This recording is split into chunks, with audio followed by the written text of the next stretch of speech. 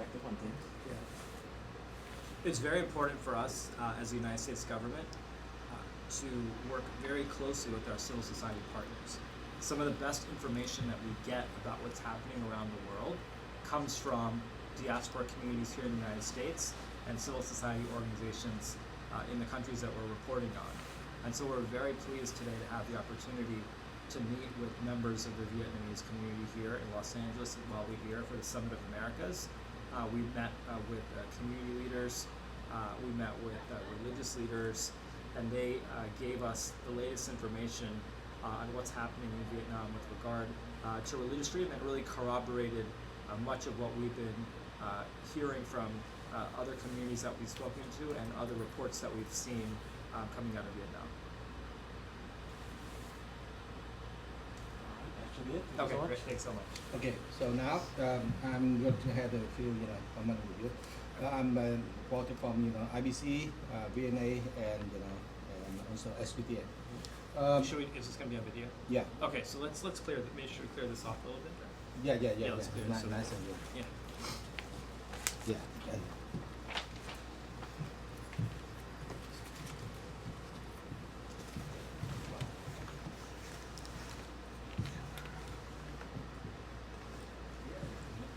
You're a medical doctor as well? yeah, medical Wow. I came in 75.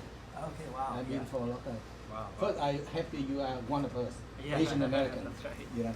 So today I'm very happy to talk with Rashad Hussain. He one of us Asian American, and he graduated from Yale and Harvard, and he been traveling around the world at different positions and diplomatic.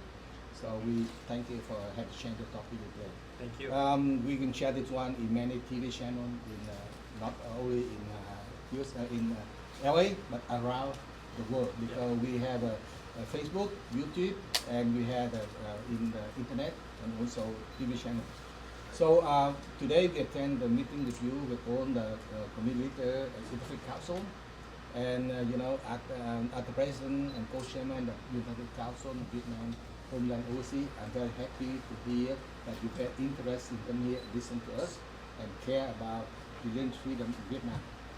I know you just appointed to be ambassador at large for international freedom and religion about a few months ago.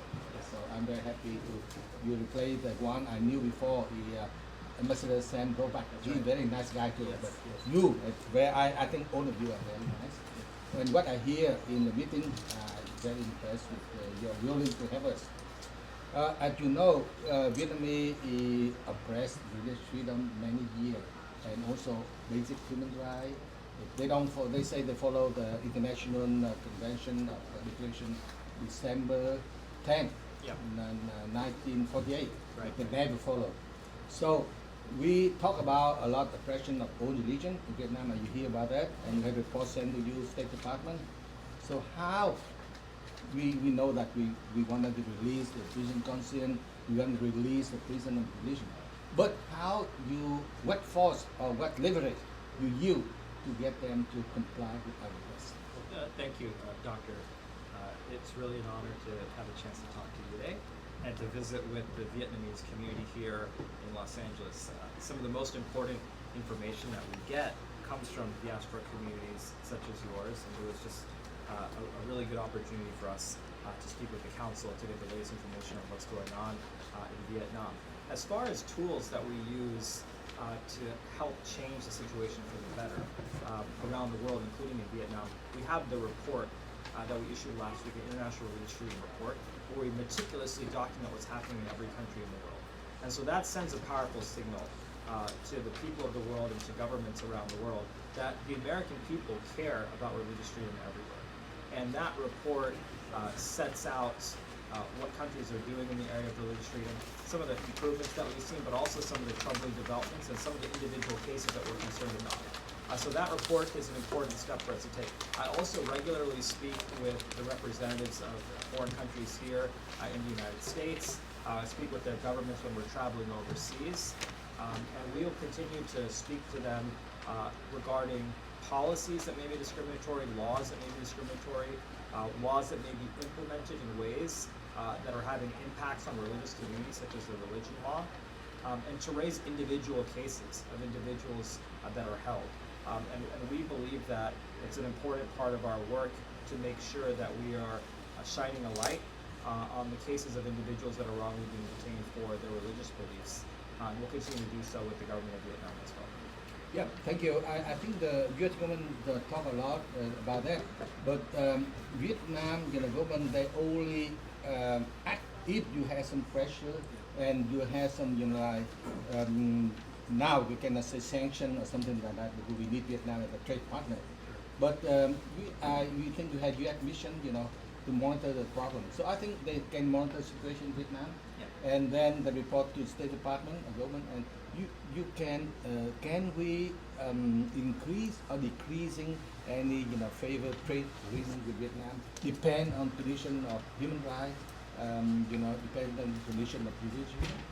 Well, you mentioned a really good point, which is that we have a team on the ground, including our ambassador, who's there to monitor the situation and to advance our relationship with Vietnam.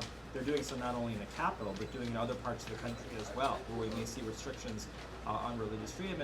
And there's a number of laws that are on the books of the United States which allow us to review the status of particular countries based on human rights practices. So our job as an office is to report on the human rights situation, the religious freedom situation in countries around the world. And then those tools are available on the books to other policymakers and to other parts of the diplomatic community to make those assessments. Okay. We oversee, on the committee, we try to have Vietnam to fight for freedom and democracy and everything to improve the life of them. As a diplomat, and you have experience all over the world, what your advice for our, organization overseas to help the fight freedom in the country? So can you share if you have some inside thought how we can do it better, how we lobby stronger to help the situation here? Yeah, it's important, first of all, that just like you did today, that you continue to share your experiences and your information about what's going on in the country, to speak to us, to speak with other governments around the world, to speak with the government in Vietnam to the extent possible, to encourage the advancement of religious freedom in your country. And so we're happy to continue to work with you. Any ideas that you have or your community has, we have our office and the State Department and others in our government that are very interested in connecting, just like we did today, sitting down together and exchanging ideas. And so we're happy to continue that engagement going forward.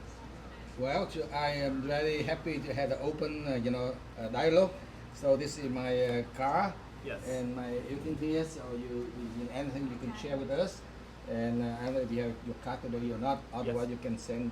I will send you a message. Okay. And then we'll stay in touch. So on behalf of Vietnamese community overseas and everywhere, we thank you, U.S. government, and especially you, to come to us to share your concern about what situation in Vietnam about freedom of religion and all human rights issues.